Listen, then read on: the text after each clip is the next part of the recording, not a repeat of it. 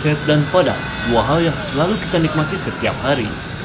Volume kendaraan yang terus meningkat setiap tahun ditambah dengan angkutan umum yang berhenti sesuka hati, praktis menambah keruwetan kota Depok dan Bekasi. Belum lagi fasilitas interkoneksi antara daerah yang rendah yang mengakibatkan penumpukan kendaraan di beberapa titik vital. Tragis memang, di tengah arus modernisasi saat ini, pemerataan pembangunan masih belum tercapai. Di sepanjang perjalanan dari kota Depok serta Bekasi, selalu kita jumpai pengamen dan pengemis yang menjual suara maupun menuai belas kasihan masyarakat demi memperoleh uang recehan. Seharusnya hal itu tidak perlu terjadi jika balai lapangan kerja dapat difungsikan dengan baik. Selama ini lapangan pekerjaan yang tersedia mewajibkan calon pelamar untuk memiliki pengalaman. Lantas, di mana posisi para pemula? Dengan adanya balai lapangan kerja dapat menelurkan masyarakat yang mempunyai keterampilan khusus dan terciptanya lapangan kerja baru. Penuh dengan niat yang suci, niat yang baik dalam rangka untuk menegakkan amal. Haji Edi Faisal, pemimpin muda dengan pengalaman yang luar biasa. Motivator dan pebisnis handal yang sukses menciptakan lapangan pekerjaan bagi masyarakat sekitar. Melalui Duta Holding Company, mampu mengembangkan sayap dan membuka peluang-peluang usaha baru.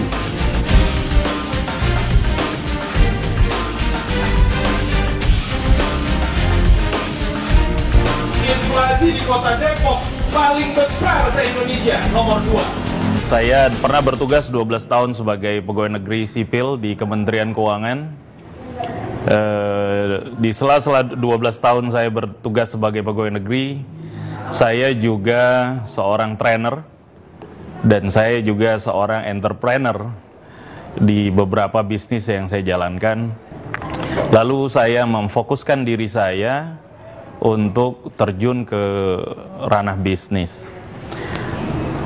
Jadi secara latar belakang, saya memiliki latar belakang entrepreneur dan dunia profesional sangat melekat di dalam diri saya.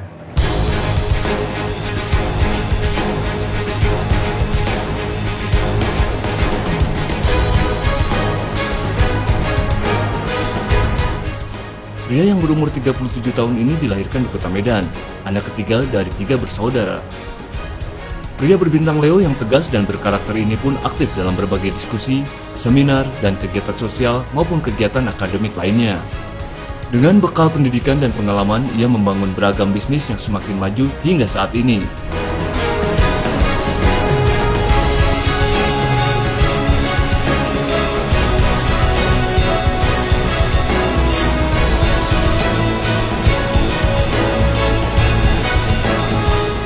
Keahlian manajerial dan memotivasi pun dikembangkannya sebagai alat memotori pergerakan bisnis yang dibangunnya.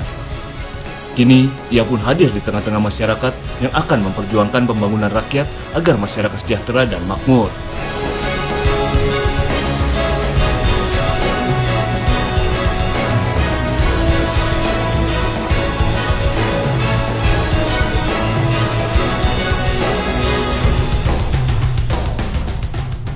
Beliau sebagai pemimpin yang sangat inovatif, tegas pada segala keputusan yang dia buat, dan selalu berusaha menciptakan terobosan-terobosan, berusaha mencari solusi atas setiap permasalahan yang dihadapi, baik secara persuasif maupun dengan metode pendekatan secara diskusi.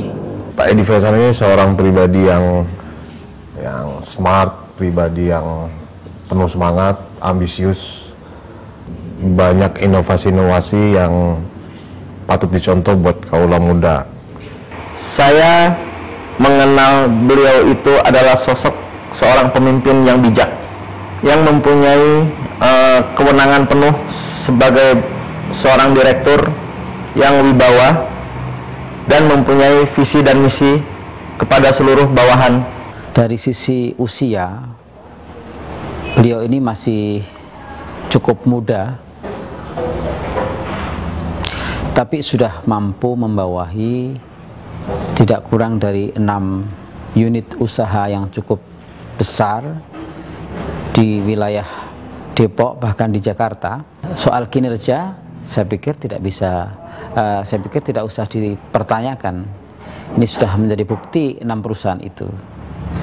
Soal kepemimpinan, jiwa entrepreneur beliau itu sudah membuktikannya bahwa beliau layak untuk menjadi seorang pemimpin, karena untuk memajukan 6 perusahaan itu tidak mudah kalau tidak dibekali, kalau tidak mempunyai jiwa kepemimpinan. Beliau ini secara pendidikan tidak perlu kita ragukan lagi. Secara pemikiran ini beliau memindset untuk bagaimana kota Depok ini lebih baik. Melihat dari sosok Edi Faisal, dari berbagai segi itu kita bisa melihat dan bisa mengambil kesimpulan bagaimana dia menjadi seorang pemimpin dalam perusahaan-perusahaan yang beliau miliki saat ini. Nah, sekarang itu tinggal menyambungkan bagaimana cara beliau untuk memimpin sebuah organisasi. Beliau itu sangat, katakan, kita antusias sebagai masyarakat untuk di Kecamatan Sukmaja maupun Kota Depok, terutama karena beliau adalah sosok figur yang selama ini kebanggaan dari masyarakat Kota Depok itu sendiri. Beliau adalah mewakili tokoh pemuda yang mempunyai pemikiran yang bagus. Beliau sudah terbukti sebagai pengusaha yang kreatif, inovatif, dan Kota Depok memerlukan banyak lagi pemuda seperti beliau, yang mudah-mudahan insya Allah figurnya beliau sudah mewakili pemuda yang pantas untuk memimpin Kota Depok. Beliau berpandangan maju ke depan, mempunyai visi yang berbeda dengan angkatan-angkatan tua atau kelompok-kelompok tua yang masih ada baik di pemerintahan maupun di legislatif. Bang Edi Faisal itu orang yang sangat tegas, orang yang sangat berpikiran jauh ke depan. Pada saat orang lain hanya berpikiran 1 atau 2 langkah ke depan, dia sudah bisa sangat berpikiran luas. Orang yang sangat berjiwa sosialis sekali, dermawan, dan kinerjanya setahu saya dia orang yang tidak pernah berhenti belajar. Dia juga orang yang selalu mencari inovasi baru, mencoba berbagai peluang. Dia tidak mencari peluang, tapi dia berusaha untuk membuat peluang. Berangkat dari Partai Kebangkitan Bangsa dengan visi bekerja sama dengan rakyat dalam mewujudkan masyarakat yang berkualitas, mandiri, dan bermartabat. Membangun solidaritas masyarakat tingkat lokal hingga terbentuknya solidaritas nasional dengan memantapkan reformasi birokrasi sebagai pelayan rakyat dan bukan alat kekuasaan. Niscaya dapat membentuk kader-kader Partai Kebangkitan Bangsa yang tangguh, bermartabat, dan berakhlak mulia. Banyak orang yang bertanya, kenapa harus PKB yang saya pilih? Ini bicara kenyamanan. Pada saat kita bicara kenyamanan, yang kita bicarakan adalah hati. Saya merasa nyaman dengan Partai Kebangkitan Bangsa dengan 9 mabda siasi yang dimilikinya. Lalu saya melihat partai ini partai yang dikelola secara modern. Partai ini adalah partai yang memiliki konsep yang jelas, konstituen yang terarah. Jadi tidak ada alasan bagi saya untuk memilih partai lain, dan PKB adalah solusi untuk perbaikan bangsa ini ke depan. Secara resmi saya menjadi anggota partai politik adalah 28 Februari 2013. Relatif baru, karena saya baru mengundurkan diri dari Sekretariat DPR RI Desember 2012 yang lalu. Saya kecewa lihat apa yang terjadi dengan bangsa ini. Sesuatu yang sejelas-jelas buruk, jelas-jelas salah, dibiarkan saja gitu. Dan saya merasa terpanggil, sebagai anak muda, saya merasa terpanggil untuk terjun ke ranah politik. Saya bisa do something buat bangsa saya dengan skill yang saya miliki, dengan kemampuan yang saya miliki, dan saya udah buktikan itu selama 3,5 tahun saya di DPR RI. Konsepnya sudah ada di benak saya, dan saya pengen lakukan sesuatu buat bangsa saya. Dan alhamdulillah diberikan kepercayaan dengan nomor urut 1. Dan insya Allah pada tanggal 9 April 2014 yang akan datang, mari kita gunakan hak pilih kita, hak suara kita dengan sebaik-baiknya. Karena ini adalah ajang demokrasi, ajang kita memilih pemimpin yang pantas untuk dipilih.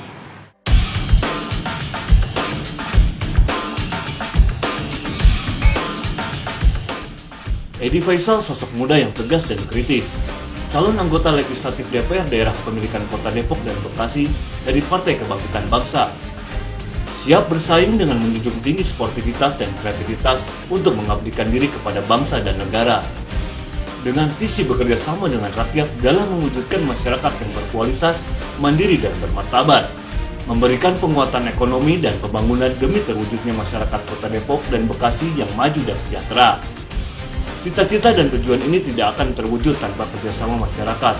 Untuk itu, harus didukung dengan rasa kebersamaan dan gotong royong yang terjalin sebagai kekuatan untuk mencapai kemajuan dan kesejahteraan bersama.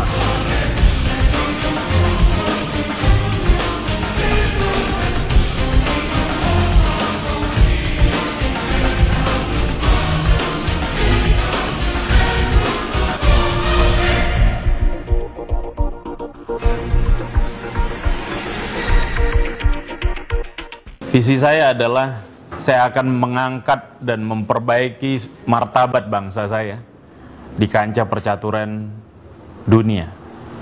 Bagaimana misi saya? Misi saya adalah mari perkuat akar budaya bangsa kita ini yang sesungguhnya sangat baik, tapi kita sudah mulai melupakan. Seperti apa? Kita sudah mulai miskin dengan yang namanya kegotong royongan. Kita sudah mulai miskin dengan yang namanya etika dan kesopan santunan. Ya. Nah, kemudian yang perlu dilakukan lagi untuk mencapai martabat bangsa ini adalah kita senantiasa melakukan tata kelola pemerintahan dengan baik dan bertanggung jawab, kemudian menelurkan kebijakan-kebijakan yang pro rakyat dan bisa berbuat yang terbaik untuk kepentingan masyarakat secara umum.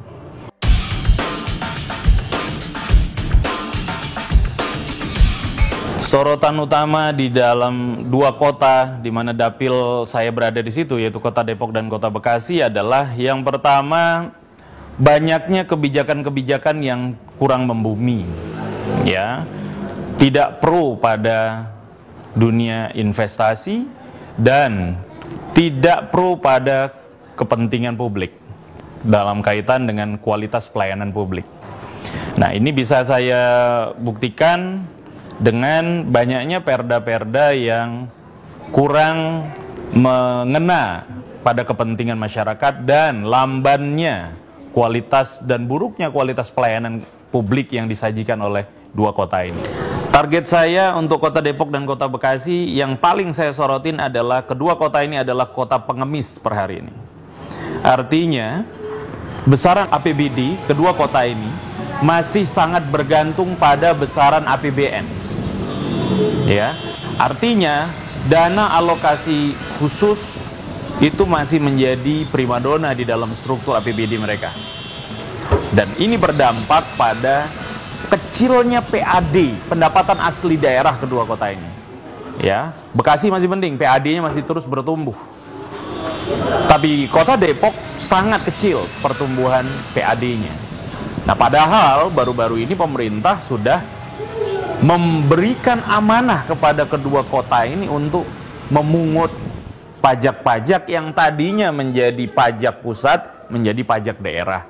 Yang tadinya pajak-pajak daerah itu tersebar dalam beberapa aturan, sekarang sudah mulai diintegrasikan. Tapi sayang, belum dioptimalisasikan pemungutannya.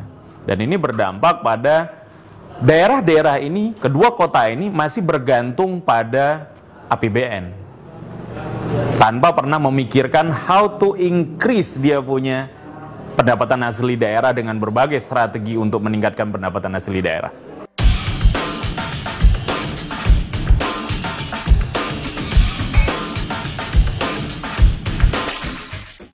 Mampu beliau untuk memajukan Kota Depok maupun Bekasi dan sekitarnya, ya, karena beliau mempunyai pandangan-pandangan dan pemikiran-pemikiran yang cukup baik, dalam arti ya mempunyai misi dan pandangan visioner yang lebih maju satu langkah ke depan lah dibandingin pandangan-pandangan dari kelompok tua.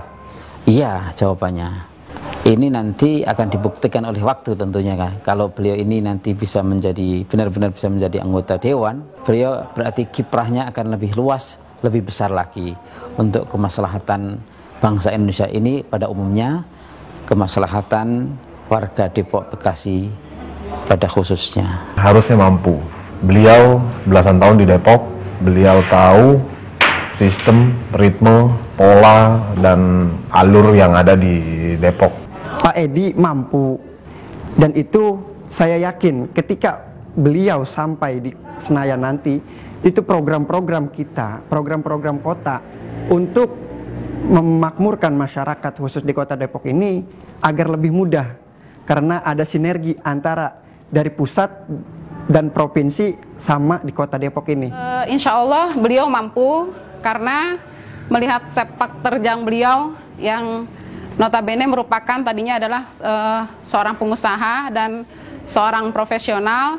Jadi beliau sudah berpengalaman untuk mengurus ya dari hal-hal yang